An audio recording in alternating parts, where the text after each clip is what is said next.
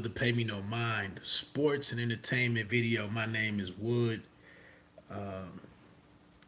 Sometimes it pays to hit a notification icon or the bell icon here on YouTube. You don't have to hit it for me, but anyway, let me jump into it, man. This is a little random entertainment update. Um, I saw earlier that this rapper this rap artist that I've been listening to, Flea Lord. This dude dropped is will have dropped by the end of this year. He will have dropped 12 albums in 12 months, and I don't know, dude. Dude is a workaholic. I'd love to ask him a lot of questions if I could ever interview him or talk to him. But who knows if that'll ever happen. Quick background. Well, the name of the project is called In the Name of Prodigy, and it's because he's kind of a protege of Prodigy, the late Prodigy from Mobb Deep, one of my favorite duos of all time. And so he, met and befriended Prodigy before he passed away. I don't know how extensive their relationship or how lengthy their relationship was, but and then from interacting with him, Flea Lord started rapping, and it gets us to today. I forget the first project that I heard of, that I listened to from Flea Lord, but he's an interesting dude. I said this before, and I know, fans of some of these artists, or even it's been an artist or two who watched the video. I haven't heard anything negative, but I know it's, it could be disappointing or whatever for somebody to be sitting in front of a camera saying what an artist is or isn't. Flea Lord is not the, he's not a hip hop quotable, the illest dude on the mic. That's really not his game. And I don't say that to take anything away from what he is. I enjoyed most of his music. Like I said, 12 projects in 12 months. I didn't hate any of them. I honestly didn't. And there's some guys out there that's selling better or have bigger buzzes, and I don't even find much interest. I don't even listen to their projects, or I don't listen to them, repeatedly.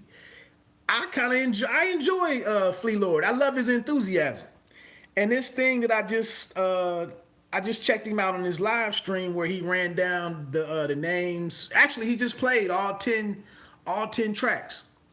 And I just think that's fascinating. As a dude in my mid 40s, when I started messing with hip hop and buying tapes, buying albums, buying rap magazines, Right On and rap. What is? I don't even remember. I know The Source was the big one. Rap Pages.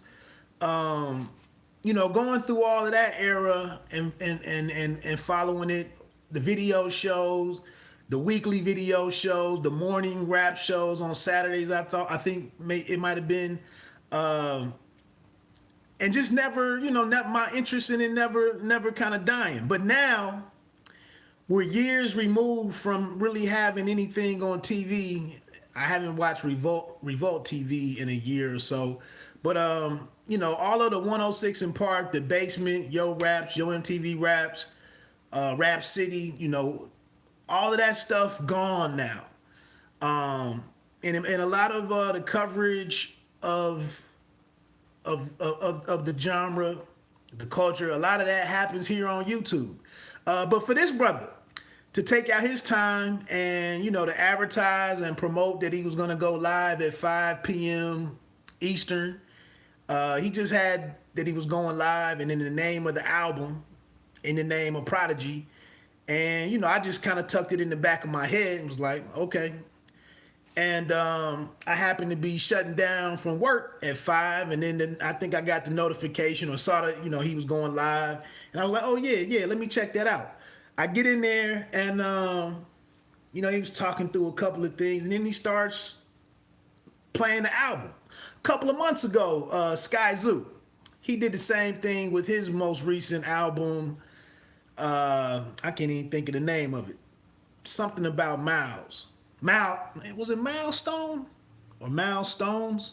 It's about his son named Miles. The album was about fatherhood, but he played. He premiered his project, and it was dope. So here it is. Anyway, in the name of Prodigy, he wanted to bring the album. He wanted to drop the album on the 21st. He said it looks like it's gonna come out on the 22nd, which I believe is Tuesday. And I guess I saw he on his Instagram post last week, he tagged a few rappers, one being Nas, and was like, jump on this album, help me complete this album, help me honor P. And he said in the live, or on the live stream or whatever, on the live, he said he was trying to hold out to see if a couple guys would return his message or send him a verse or reach out to him to get involved. So he said that's the reason why the album is delayed one day, or probably why it didn't come out today. Like I said earlier, check out that Pharaoh Chain album from Mussolini and Planet Asia, and then dig into that new crime scenes with Ransom and producer Nicholas Craven. But anyway, I'm just gonna jump through this. Before I really realized that he was gonna play the entire thing and that he was giving out the names of the songs, the track lists and whatnot, I didn't write down the name to the first 4 songs. But all 4 of them were hot. All the 4 of them were fire. The third track actually included Ransom.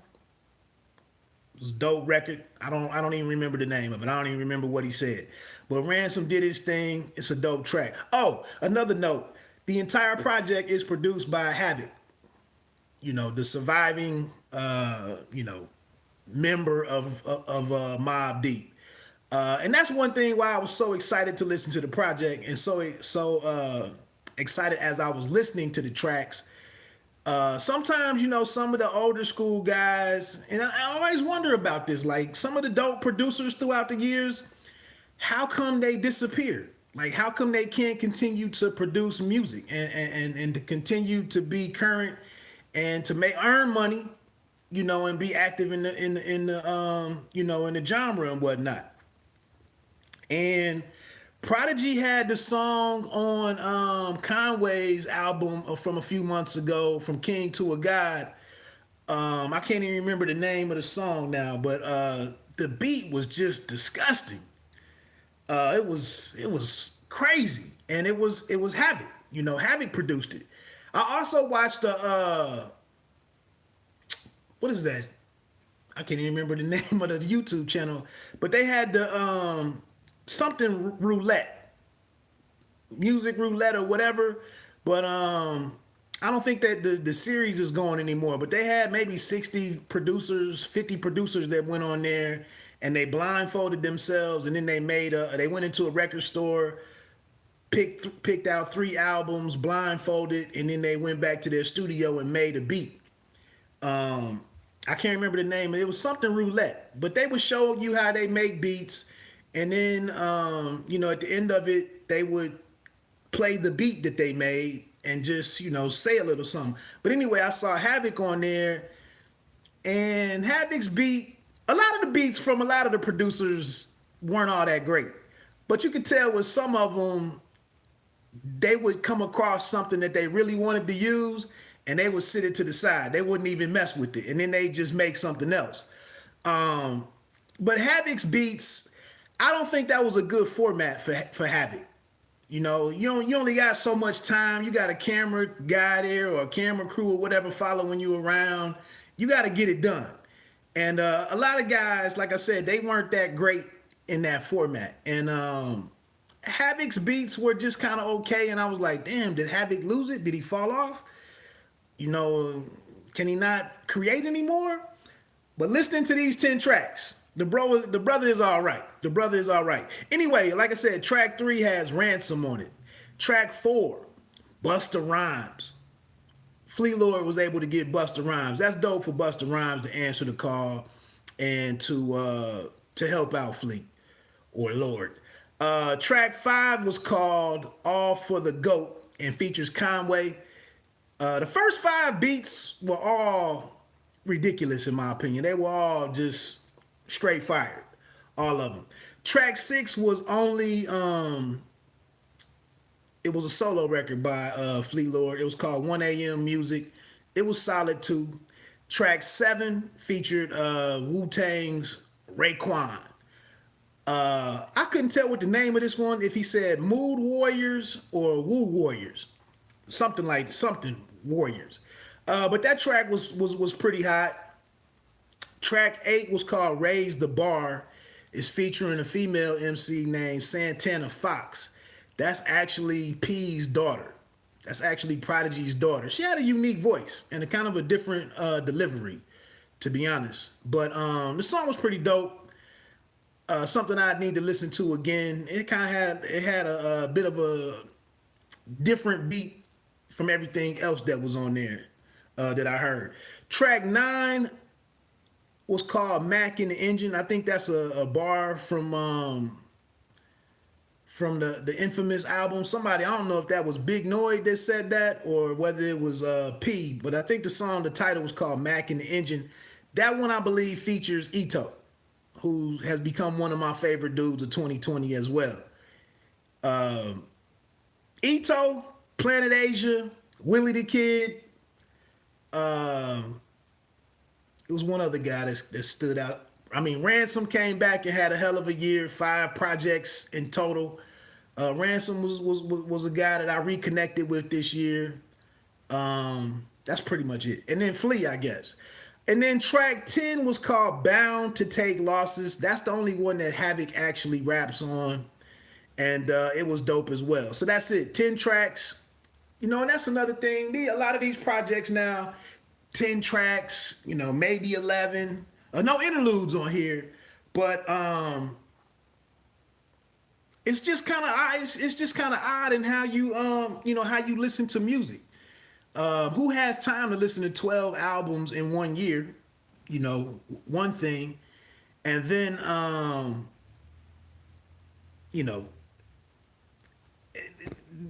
is it really an album? Is it just a collection of songs? Is there any concept to it?